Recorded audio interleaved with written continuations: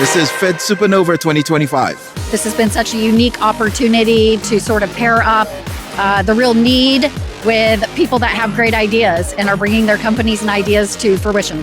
It's so rare to get all of these founders in one room alongside all of these government officials. So it's been really exciting to see all of those real-time connections being made. A lot of decision makers are here, so that's why I like it.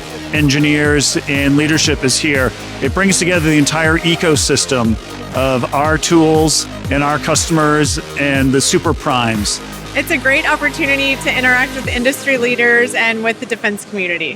Most of the defense conferences are focused on established companies.